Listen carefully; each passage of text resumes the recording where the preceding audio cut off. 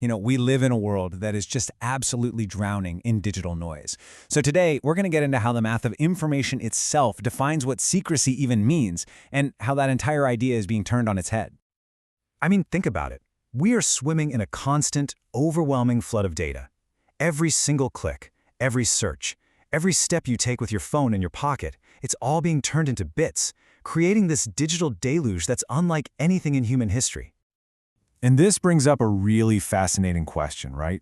With all that noise, is it actually easier to hide a secret, like a needle in a massive digital haystack? Or does the haystack itself create such a detailed map of our lives that we're actually more vulnerable than ever before? Well, that's the paradox we're going to dig into. To really get our heads around this, we have to start with the mathematical ideal of secrecy. It's a concept that is, well, absolutely perfect in theory, but also, as it turns out, pretty much useless in practice. Okay, so the bedrock of secrecy in information theory is this idea called entropy. The easiest way to think about it is just pure randomness, total unpredictability.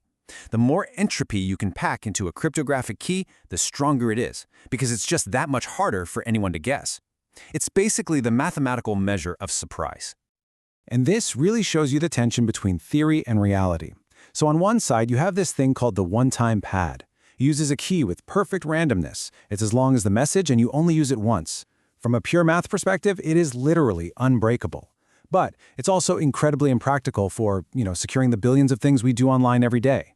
So on the other side, we have what we actually use, ciphers like AES. They're the global standard, and they rely on what's called computational security.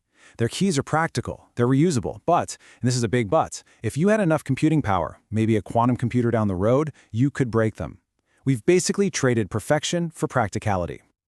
So if perfect secrecy for just a single message is kind of out of reach, what in the world happens when we're dealing with trillions of them every single day?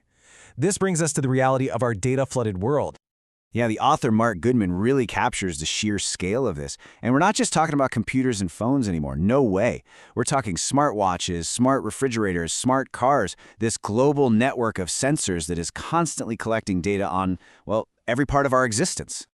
And get this, according to researchers at the University of Washington, back in the year 2000, only about 5% of websites sent your data to third-party trackers. By 2016, that number had exploded to 40%. The entire business model of the internet fundamentally shifted to being about collecting and selling our data. And here is the paradox at the heart of it all. All this digital noise, it acts as a kind of camouflage, right? Finding one specific secret message about you is now like finding that needle in a haystack that just keeps growing and growing. But, and here's the twist, the haystack itself, all that data collected from millions of people, reveals incredibly powerful patterns. So it's harder to find one secret, but it's way, way easier to analyze and exploit everybody all at once. So, if there's all this value hiding in the digital noise, who's gotten really good at finding the signal? Who are these signal hunters?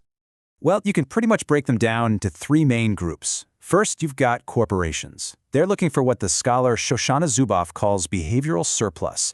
That's the data exhaust from our online lives, and they use it to predict and even shape what we do next.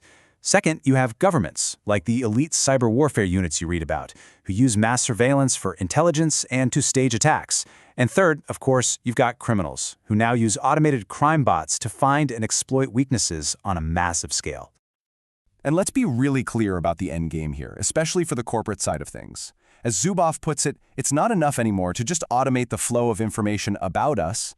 The goal has shifted. The goal is now to automate us, to use all this data to nudge us, to steer our behavior towards outcomes that are profitable for them.